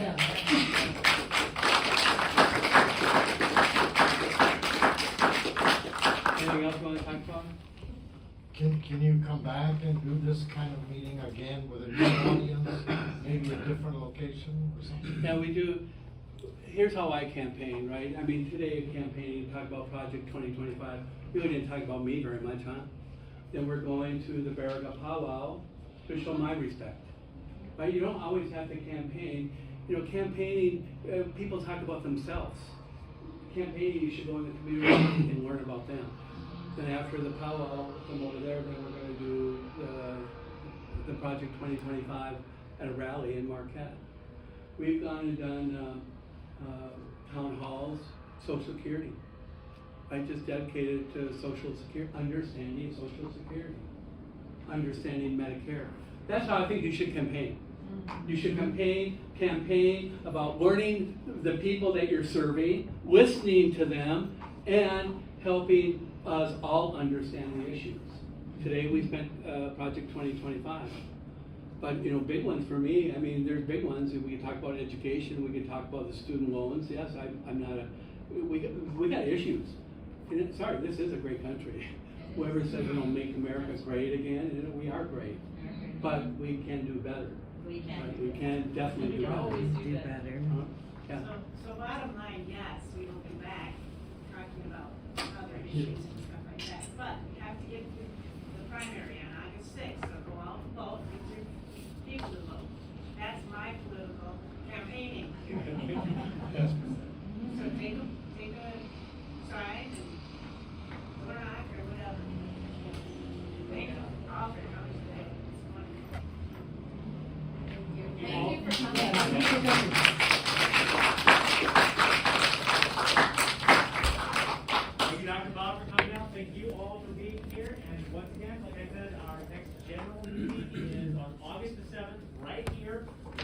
at 7. If you want to do pot lunch, that will be at 6. We would be very happy to see you, and we will be very happy to engage with anything you might like to do. Thank you all so much, and I hope to see you again. And vote, get your people to Vote. vote. Becky, can you get some more time? And high school seniors can vote now, can register now if they're gonna be voting age in November. I've never understood one thing though too, is why will they not? They can register earlier than that. 16. When you get your license. They can sign up, and be notified to register. About climate change and global organization. Oh, yeah, well, I think the ideology is important, and actually, I have been, talking about the race stuff and the oppression, blah, blah, blah, and then it was an APR.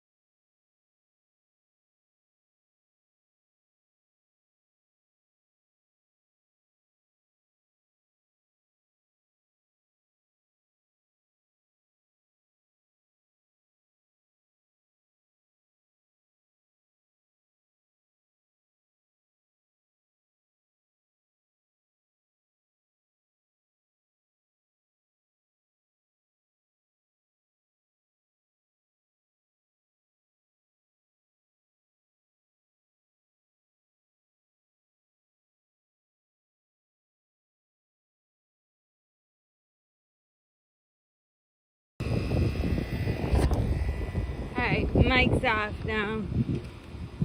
You can't hear anybody's information I sent you guys at the desk, the front desk of the hotel.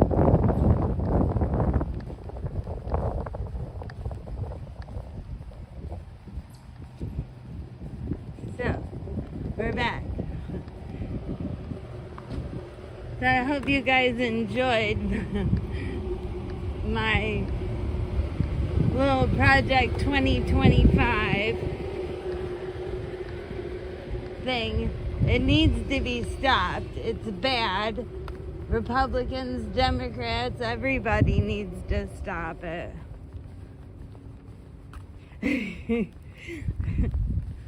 Well, I didn't want to take you guys into the bathroom with me.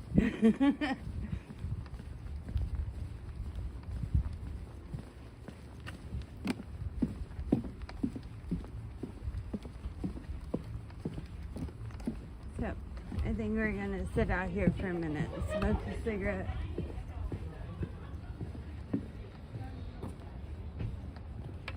I hope you guys found it educational.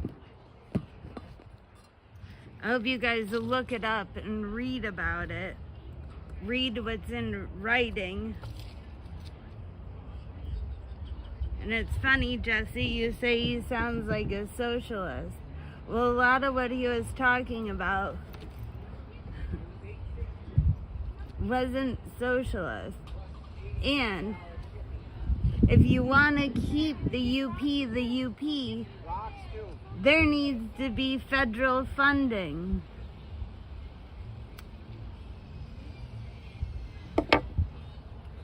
Do you know that the UP has the third largest federal forest? Over 1 million acres.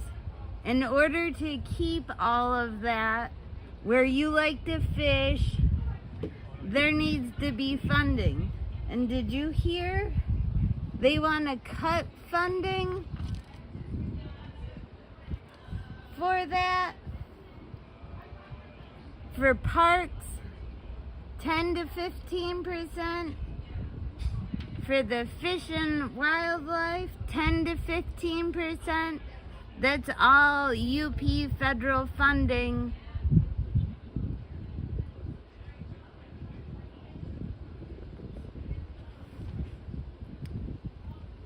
Yes, there are state parks up here, but it's not a lot.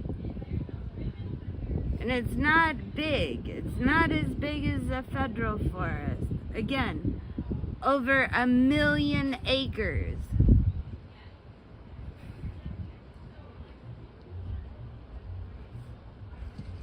And you heard them talking about the mine cleanup.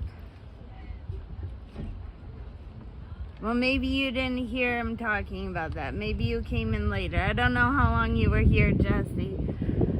But it's definitely something to look up. I mean, public schools. Do you not want a public school? Do you not want public education? Yes, our public education needs to be fixed. I 100% agree about that.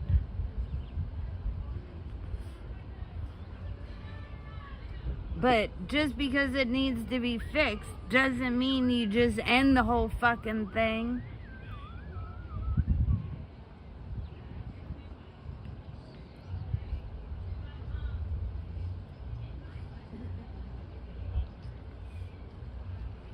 Like he was saying, if you and your spouse want to paint a room, let's say you want the room gray and he wants the room red, are you gonna divorce your husband because he wants a red room?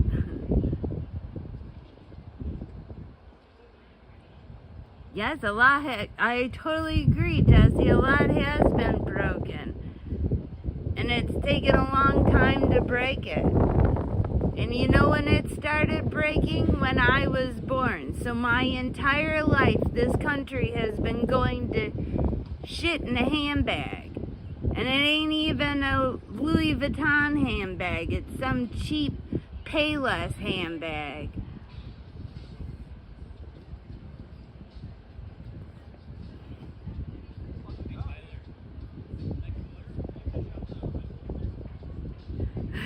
Red flag.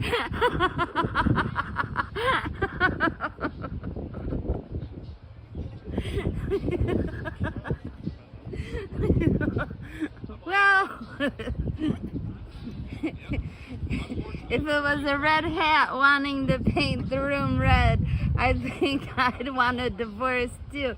But then they want to end no-fault divorce. So I couldn't get a divorce because Jude wanted to paint the room red. Or if my partner but was beating my ass, I wouldn't be able to get a divorce. Because that would be considered a no-fault divorce. And a judge would have to decide if he thinks it's right if I should get a divorce or not. What the fuck? I'll beat the judge if he tells me I can't get a divorce because someone's beating me.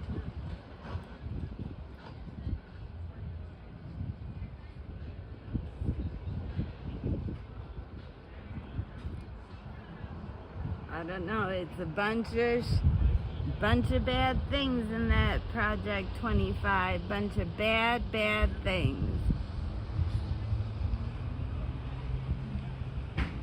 And people think that states can run without the federal government. And that's so not the case. The police are paid by the federal government. Firefighters are paid by the federal government.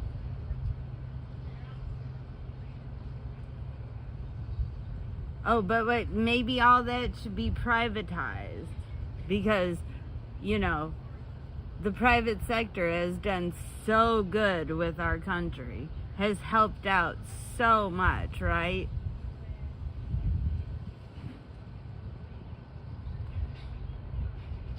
I mean, don't get me wrong, I don't know, actually, maybe you can get me wrong.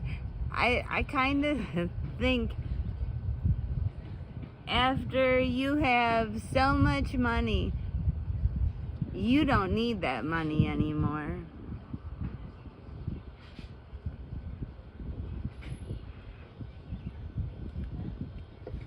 Exactly.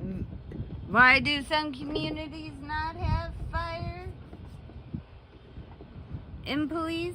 Because federal funding was cut way back when. I'm actually gonna leave you guys right here. I wanna grab a couple things. Behave. I'm gonna try and block the sun from you. There. I'll be right back.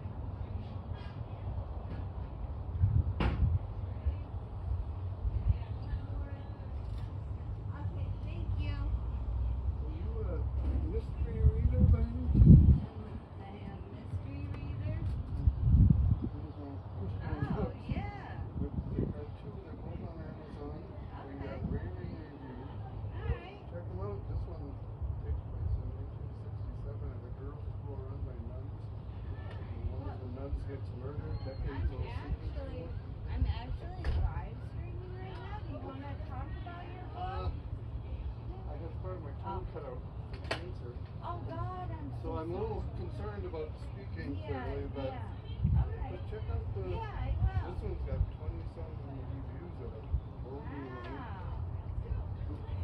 Awesome, I will definitely. Thank you. Yeah, thank you.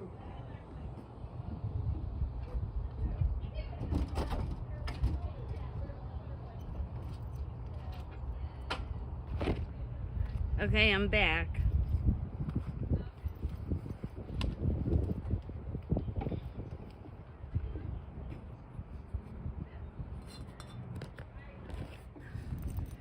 What are you saying? I'm crazy? Hold on, I gotta go read.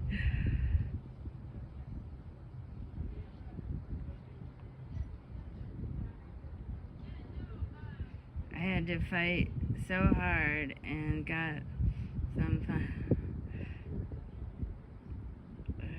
fun, please.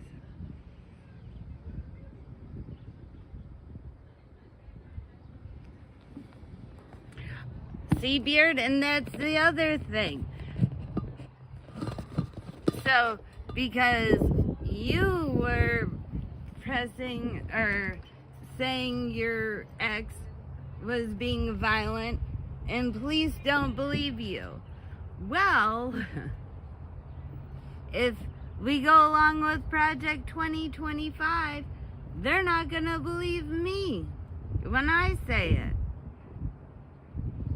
And that's fucked up that they didn't believe you, right? Imagine all the shit that women went through back before the Women's Protection Act. That was the same shit we would go through.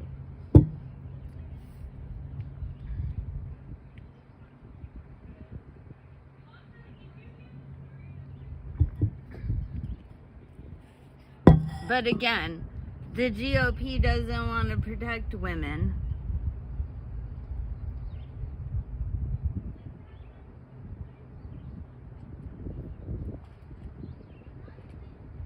Because they think men are gonna protect women. Fuck. No one's gonna protect women but the woman herself. We can't depend on anybody to protect us.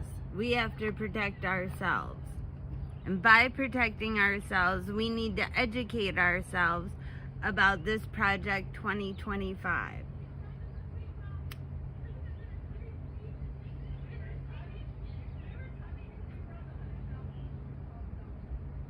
Why I say what? What did I say? What are you questioning, Jesse?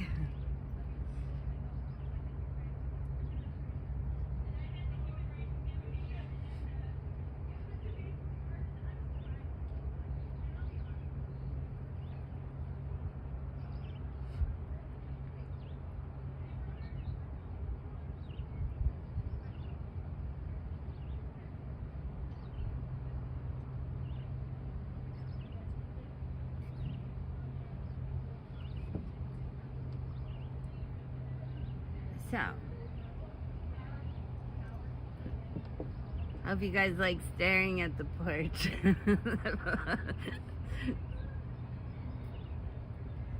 Just what you said about protecting ourselves. Oh, yes. Why do I say that? Why do I say that we are the only ones that need to protect ourselves? Because, for one, I have huge trust issues, so I don't trust anybody. You may trust people, so you may have those trusted ones that will protect you.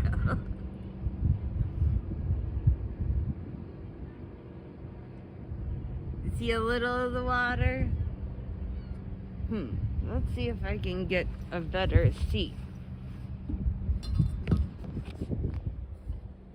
Let's go over here.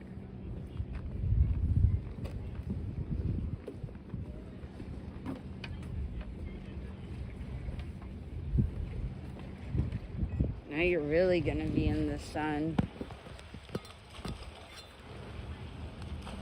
There we go. That's a better view.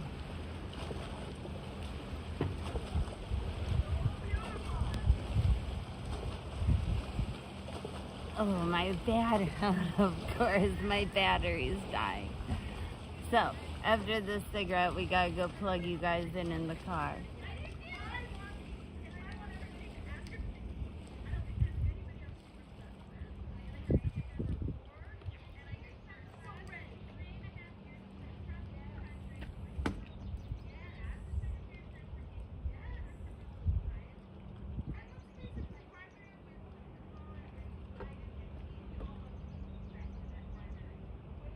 So, I did take some notes while we were talking. Or while he was talking.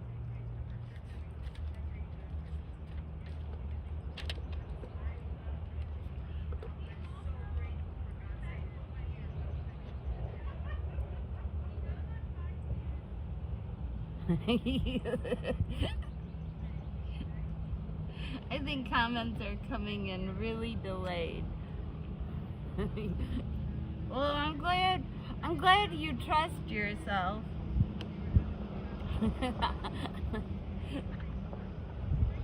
Cause that's about, like I was saying, that's all we have. Oh damn. The wind. I hope nobody got hurt. The wind blew you guys over. There. Maybe that will work.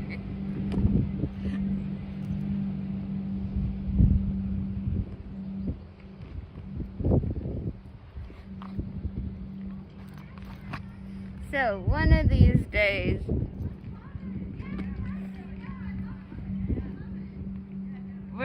I'm gonna do a whole show about Project 2025 because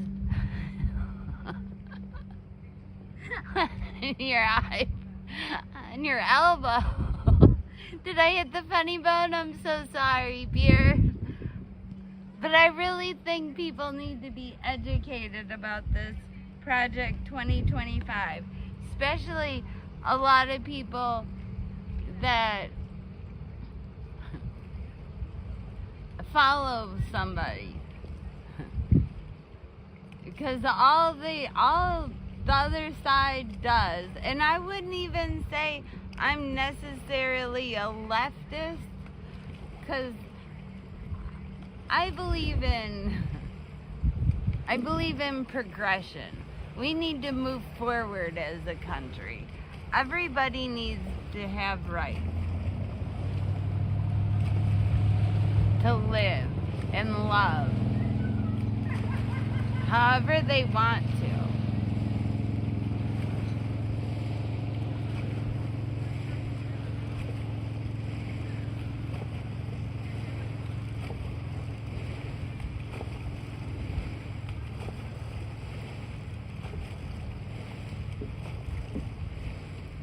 Oh, good afternoon, Patty. Welcome. Thanks for stopping by. So I'm gonna leave this stream up so people can hear what he had to say, because it is a good conversation, and it's a conversation that everyone needs to have, not just the right, not just the left, not just the center. We need to actually talk about Project 2025 and what it is and what has already started to implement 2020 or Project 25, because it's already happening.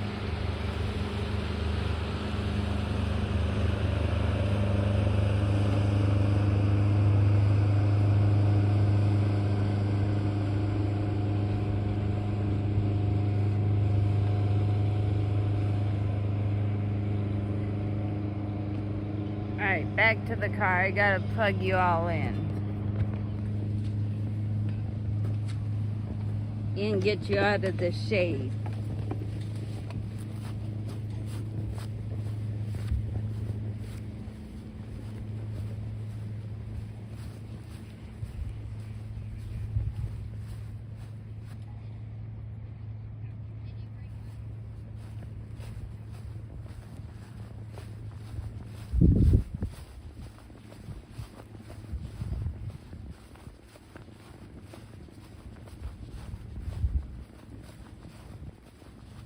Oh, I forgot my signs.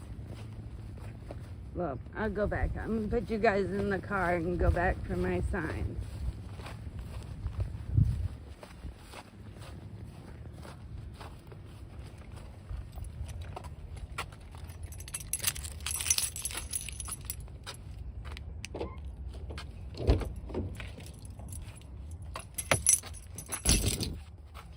Oh, is it hot?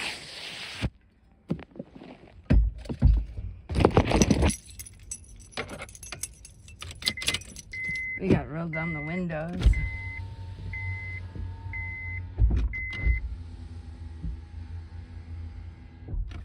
All right.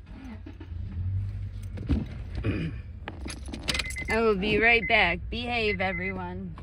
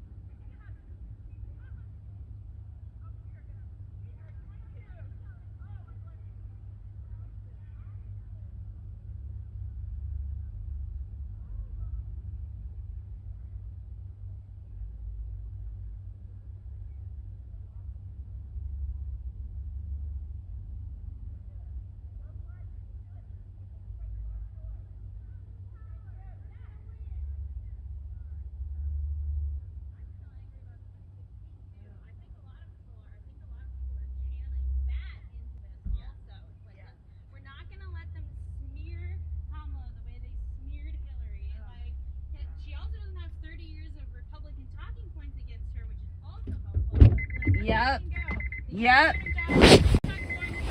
You.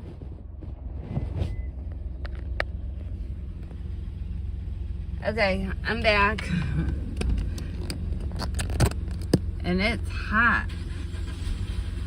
And I think I'm going to end this now and probably do a ride home stream because, you know, it's just what I do.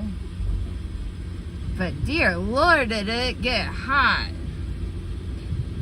It was 69 this morning driving up here, and now it is 89. Unbelievable. So,